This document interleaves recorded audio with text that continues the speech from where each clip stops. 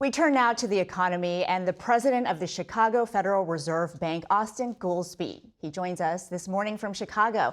Austan, it's great to see you this morning. Yeah, thank you for having me, Wager. I want to talk about President Trump's tariffs plan because last week, Federal Reserve Chairman Jerome Powell said tariff increases were higher than expected and the economic effects will be too, including higher inflation and slower growth. Do you agree with that assessment? Well, I'm out here. The Chicago Fed District is kind of heart of the Midwest, Iowa, Illinois, Indiana, Wisconsin, Michigan. Folks, when I'm out talking to them, business people and civic leaders have been saying for months that they had anxiety that if the tariffs were going to be as big as what they were saying they might be in February, March, that would have a pretty significant impact on their operations. The tariff announcement April 2nd was definitely bigger than what they had been expressing. But there's just a lot of question marks. We don't know 90 days from now when they've revisited the tariffs. We just don't know how big they're going to be.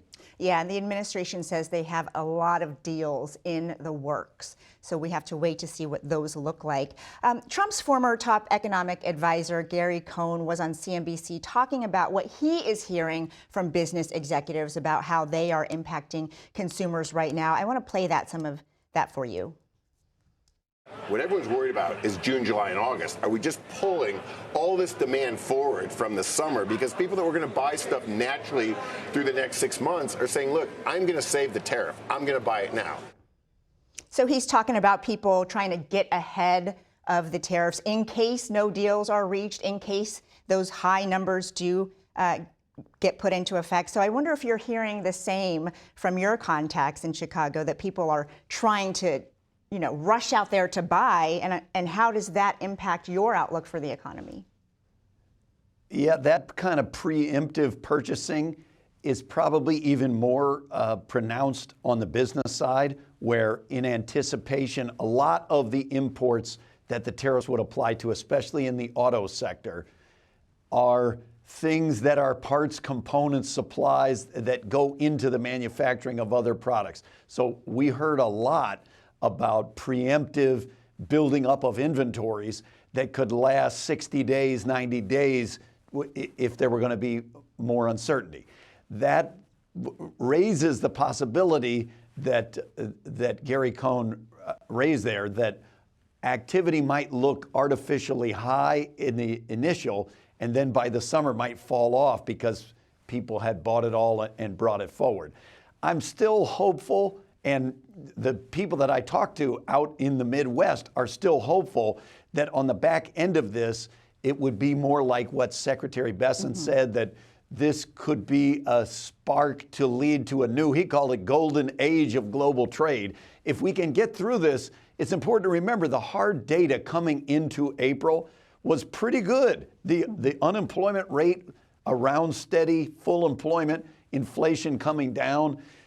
It's just a desire of people expressing they don't want to go back to kind of 21 and 22 at a time when inflation was really raging out of control. Got it. I do want to go back to Jay Powell's remarks about the impact of tariffs, or potential impact, because they prompted President Trump to lash out by declaring Powell's termination cannot come fast enough. Here's what the president said when reporters pressed if he has the power to remove Powell.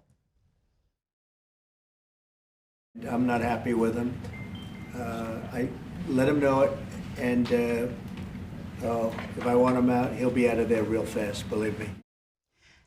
Now, Austan, I know the Fed does not wade into politics, and I'm not going to ask you to do that, but I wonder if statements like this undermine or complicate your job as an apolitical institution.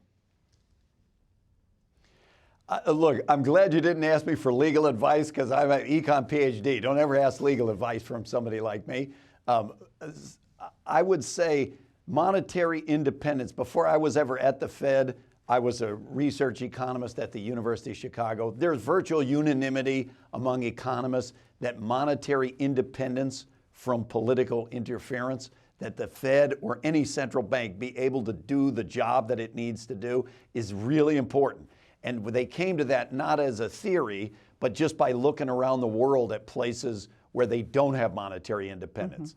And the fact is, the inflation rate is higher, growth is slower, the job market is worse. So we really, I strongly hope that we do not move ourselves into an environment where monetary independence is questioned, because that would undermine the credibility of the Fed.